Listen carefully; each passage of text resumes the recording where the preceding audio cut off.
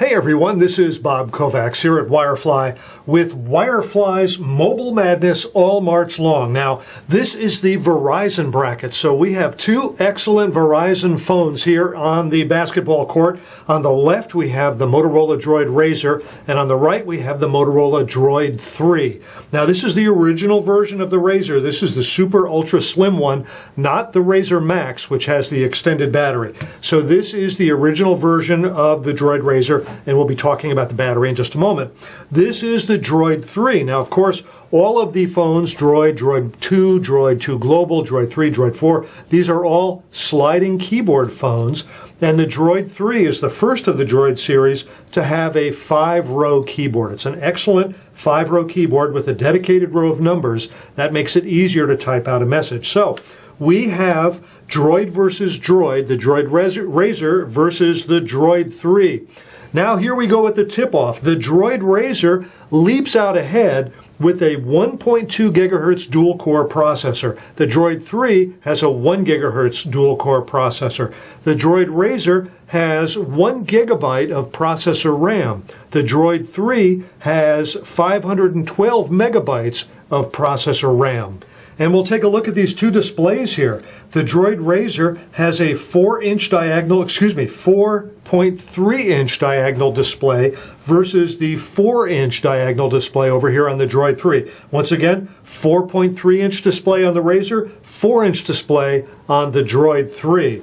Not only that, on the DROID 3 we have a LCD display.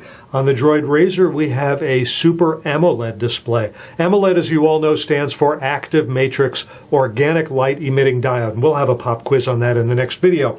Anyway, we have AMOLED on the DROID RAZR, LCD on the DROID 3. Now that's a good LCD screen, but AMOLED screens, if you know me, you know that I like AMOLED displays. These both have identical resolution of the display of 540 by 960 pixels. So they are both good, crisp displays. But if you're really into the pixels per inch, the dots per inch, there's actually more dots per inch over here on the DROID 3. It's actually a little sharper than the DROID RAZR because it packs all of those pixels into a little bit smaller display. So the DROID 3 gets away with a 3-pointer on that one. Okay, let's go back to the matchup with this one. Both of these have 8 megapixel still image cameras on the back, and they both can take 1080p HD video. They both also have front-facing cameras. We have a VGA front-facing camera here on the DROID 3. That's 640 by 480 pixel resolution. Over here on the DROID RAZR, we have a 1.3 megapixel front camera. Both of these, of course, can do video if you want to do video chat. They're both excellent cameras to have for video chat. This front camera over here on the DROID RAZR can actually shoot 720p HD video. Now, of course, I've already pointed out one of the big differences between these two devices, and that is that the display on the DROID RAZR is an on-screen, the keyboard on the DROID RAZR is an on-screen keyboard, while the keyboard on the DROID 3 is a standard QWERTY slide-out keyboard. And that's really handy for texting if that's what you want to do. Of course, if you want to go ahead and use a keyboard on screen, you can do that with the DROID 3 as well. So we have an on-screen keyboard here with the DROID 3 as well. Both of these are very good keyboards. They both have nice big keys. So it depends on which way you want to go. If you're the kind of person that likes a sliding keyboard, then you get the 3-pointer over here with the DROID 3. If you think the keyboard just adds bulk, then you've got the on-screen display of the keyboard over here on the DROID RAZR. And I mentioned one of the key words, and that is bulk.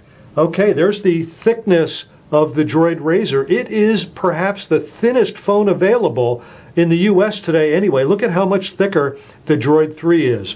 When it comes to heft, both of these are reasonably lightweight considering what they are, but the DROID RAZR is 1.5 ounces lighter than the DROID 3. So as far as lightness is concerned and weighing you down, the DROID 3 is going to go with the fast break on that one.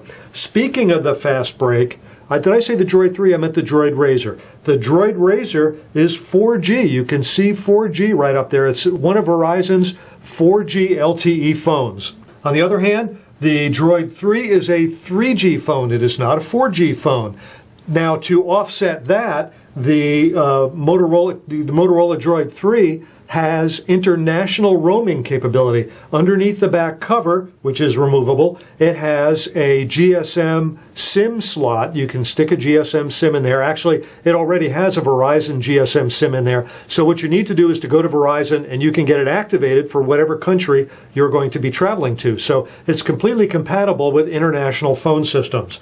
On the other hand, the Droid RAZR does not have a removable back, and it does not have the ability to take an international GSM SIM, so it does not have international roaming. There's some discussion that in the future maybe LTE can be converted into some sort of international roaming. That's not true as of yet. Speaking about what's under the back cover, the Droid 3 has got a 1,540 milliamp hour battery. The Droid RAZR has got a 1,780 milliamp hour battery. So the Droid RAZR can get that long hook shot with the battery on this one. They both have Android 2.3, so they're relatively equal in that regard. And they both are business ready. Now, Motorola says that that means that they're compatible with your corporate email accounts, and they also have certain levels of security so that you need passwords to get into your accounts and so forth, so that you can use this for business and keep your data safe, as well as using your business's corporate email accounts. Both of them can do that. So, which is it going to be? Is it going to be the Droid RAZR in this Verizon bracket, or the Droid 3? You make the call. Hey everybody, this is Bob Kovacs here at Wirefly. Thanks for watching.